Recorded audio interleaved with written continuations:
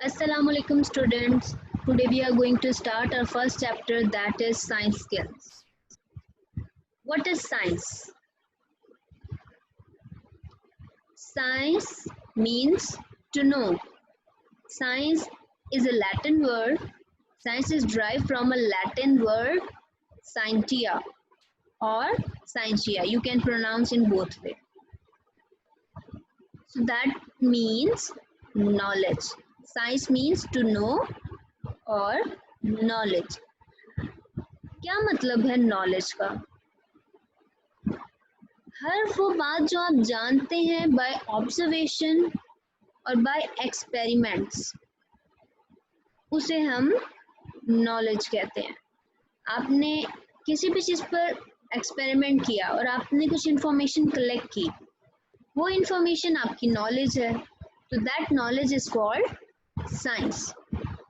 For example, you are boiling water and you know water boils at 100 degrees Celsius. How do you know that water boils at 100 degrees Celsius? आप पहले observe करेंगे कि water boil होता है और वो steam में convert होता है. आप अपनी ऑब्जर्वेशन पर एक्सपेरिमेंट करेंगे, थर्मामीटर से चेक करेंगे कि वो कौन सा पॉइंट है टेम्परेचर का जहाँ वाटर स्टीम में कन्वर्ट हो रहा है. तो आप फिर नोट करते हैं कि 100 डिग्री सेल्सियस है. 100 डिग्री सेल्सियस के बाद आपका वाटर जो है वो स्टीम में कन्वर्ट होना शुरू कर देता है. तो वो 100 डिग्री सेल्सियस आपके वाटर का बॉइलिंग टेम्परेचर है. तो आपने ऑब्जर्व किया, एक्सपेरिमेंट किया और आपने एक इंफॉर्मेशन कलेक्ट कर ली. That knowledge, that information is called science. फिर आप उस नॉलेज को अपने नेचुरल थिंग्स जो आपके इर्द गिर्द मौजूद है उसे एक्सप्लेन करने के लिए, उन नेचुरल थिंग्स को डिस्क्राइब करने के लिए यूज़ करते हैं. मोस्टली क्लास में अगर कोई स्टूडेंट बहुत ज़्यादा क्वेश्चंस कर रहा है, बहुत ज़्यादा रीजंस कर रहा है, तो टीचर्स कहती हैं he has a scientific mind, he thinks scientifically. Scientifically सोचने का क्या मतलब है? मीन्स आप लॉजिकली सोच रहे हैं, आप सिस्टमैटिकली सोच रहे हैं, आपका माइंड लॉजिकली काम कर रहा है. तो लॉजिकली बिहेव करना, सिस्टमैटिकली बिहेव करना साइंस कहलाता है. साइंस को 3 एरियाज में डिवाइड किया गया है. First is biology, second chemistry, third physics. जब आप 9th ग्रेड में जाते हैं तो आप साइंस की बजाय 3 डिफरेंट बुक्स पढ़ते हैं, biology, physics and chemistry. Bio में हम लिविंग थिंग्स पढ़ते हैं और फिजिक्स और केमिस्ट्री में हम नॉन लिविंग थिंग्स पढ़ते हैं. बायोलॉजी एक ग्रीक वर्ड है. बायोलॉजी को अगर हम 2 में डिवाइड करें, बायो को अलग कर दें और लॉजी को अलग कर दें, तो हम कहते हैं bio means life and logy means study. तो हम अगर इसे कंबाइन करें तो हम कहते हैं study of life. That means biology is the study of life, study of living things around us. In animals की स्टडी, प्लांट्स की स्टडी, इंसेक्ट की स्टडी, ये सब हम बायोलॉजी में पढ़ते हैं. बायोलॉजी को 3 मेजर ब्रांचेस में डिवाइड किया जाता है, ज़ूलॉजी, बॉटनी, माइक्रोबायोलॉजी. ज़ूलॉजी में हम एनिमल्स पढ़ते हैं, बॉटनी में हम प्लांट्स पढ़ते हैं और माइक्रोबायोलॉजी में हम माइक्रो ऑर्गेनिजम्स पढ़ते हैं. मींस बैक्टीरियाज, वायरसेस जो हम अपनी नेकेड आई से नहीं देख सकते, उन्हें देखने के लिए we use equipments, we use different types of apparatus. हम माइक्रोस्कोप यूज़ करते हैं. Microscope, light microscope, electron microscope, different type के माइक्रोस्कोप यूज़ करते हैं माइक्रो ऑर्गेनिजम्स को देखने के लिए. अब तो बायोलॉजी में बहुत ज़्यादा डेवलपमेंट हो गई है, न्यू टेक्नोलॉजीज यूज़ होने लग गई हैं. जैसे कि बायोलॉजी की ब्रांच है बायोटेक्नोलॉजी, वहाँ हम डिफरेंट टेक्नोलॉजीज यूज़ करते हैं. जीन्स के बारे में पढ़ते हैं, डीएनए के बारे में पढ़ते हैं, जीन्स की ट्रांसमिशन के बारे में पढ़ते हैं. माइक्रोबायोलॉजी में भी, जैसे मैंने आपको बताया, माइक्रो ऑर्गेनिजम्स की स्टडी करते हैं. The main thing which you must know that biology is the study of living things. In contrast to biology, in a physics and chemistry we study non-living things. Chemistry. Chemistry is the study of all the substances that make up the physical world around us. Substance, matter की study chemistry कहलाती है. What is matter? Anything that has mass and occupies space is called matter. हर वो चीज़ जो जगह रखती है और जिसका कोई ना कोई वजन है, कुछ ना कुछ वेट है, उसे हम मैटर कहते हैं। आपके इनके जितने भी नॉन लिविंग फिजिकल थिंग्स हैं उनकी हम स्टडी करते हैं केमिस्ट्री में। एलिमेंट्स, कंपाउंड्स मिलकर कोई केमिकल रिएक्शन कर रहे हैं, कोई नई चीज बना रहे हैं, तो उनमें होने वाले केमिकल रिएक्शंस की स्टडी हम केमिस्ट्री में करते हैं। किस टाइप का रिएक्शन है, क्या प्रॉपर्टीज हैं, बनने वाला जो प्रोडक्ट है उसकी क्या प्रॉपर्टीज हैं, हम सब चीजें केमिस्ट्री में पढ़ते हैं। Soap, detergents, insecticides, pesticides, paints, drugs, ये जितने भी प्रोडक्ट्स हैं इन सब की स्टडी भी हम केमिस्ट्री में करते हैं।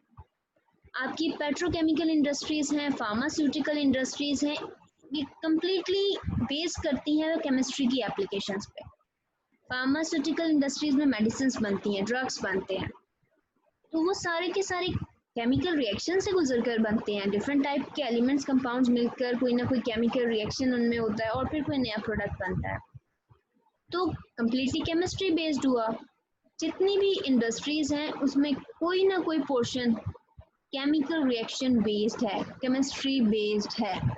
अब के बहुत से टॉक्सिक केमिकल्स भी रिलीज होते हैं जब इंडस्ट्रीज में केमिकल रिएक्शन होते हैं, तो टॉक्सिक केमिकल्स का रिलीज, उन्हें हमने कैसे रिलीज करना है, कैसे हमने अपने इन्वायरमेंट को बचाना है, ये सब फिर हम देख रहे होते हैं और केमिस्ट्री हमारा फोकस होता है।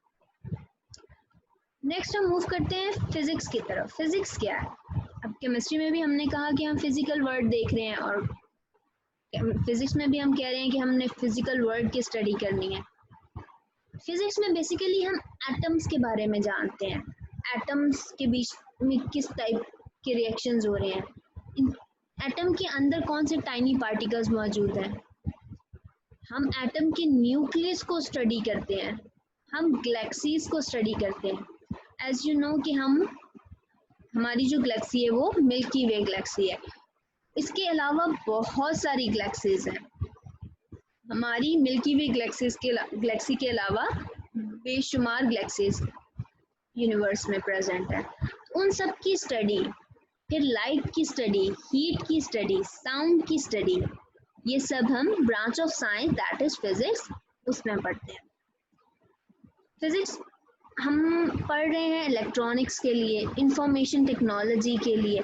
हमारे इर्द की जितनी भी इलेक्ट्रॉनिक है, जितनी भी इंफॉर्मेशन टेक्नोलॉजी है, जैसे जैसे टेक्नोलॉजी में एडवांसमेंट होती जा रही है, वो सब फिजिक्स की एप्लीकेशंस पर बेस्ड करती हैं। जैसे आपका एटीएम कार्ड है, उसमें इंफॉर्मेशन स्टोर्ड है, तो वो फिजिक्स बेस्ड है, वो फिजिक्स अप्लाई करके उसमें इंफॉर्मेशन कोड की गई है और फिर डी कोड होती है। सो साइंस 3 मेन एरियाज में डिवाइड है, फिजिक्स, केमिस्ट्री, बायोलॉजी। फिजिक्स और केमिस्ट्री में हमने नॉन लिविंग थिंग्स पढ़नी होती हैं और बायोलॉजी में हम लिविंग थिंग्स पढ़ते हैं। अब साइंस तो कम्प्लीटली लेबोरेटरी बेस्ड है, लैब में काम होता है साइंस के एक्सपेरिमेंट्स करने के लिए, तो लैब में काम करने के लिए कुछ सेफ्टी रूल्स बहुत ज़्यादा ज़रूरी हैं। आपके बुक में गिवन ये फिगर आपको क्या बता रही है? यहाँ पर सारे स्टूडेंट्स, जो नीचे वाली फिगर है, डिसिप्लिन के साथ काम कर रहे हैं और ऊपर वाली फिगर में अनडिसिप्लिन्ड है। अनडिसिप्लिन्ड होने से क्या होगा?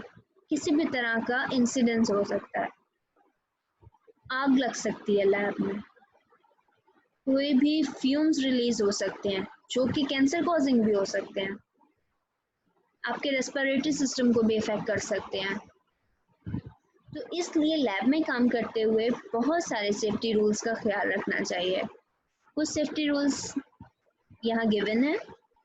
Make sure you know where your lab safety equipments are present. आप जब भी लैब में काम करने जाएं, आपको पता हो कि इक्विपमेंट्स जो आपकी सेफ्टी के लिए, लैब में काम करने की सेफ्टी के लिए ज़रूरी हैं, वो कहाँ मौजूद हैं। कभी भी फ्लेम्स ओपन नहीं छोड़ने लैब में। Do not chew gum, drink और eat while working in a lab. कभी भी कोई चीज़ नहीं खाते। जैसे मैंने आपको बताया कि कंटामिनेशन हो सकती है एयर में, लैब की एयर में कंटामिनेशन हो सकती है, स्पेशली केमिस्ट्री की लैब्स में।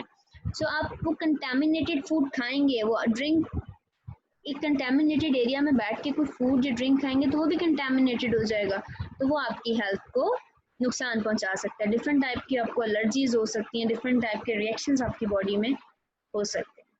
Never use lab equipment that you are not approved और ट्रेन बाय योर सुपरवाइजर। कोई भी इक्विपमेंट आप लैब में ऐसा ना यूज करें जो आपके सुपरवाइजर या आपका जो ट्रेनी है, आपका ट्रेनर है, आपका टीचर है, वो मौजूद नहीं है, तो आप कोई भी इक्विपमेंट ना यूज करें। Do not work alone in a lab.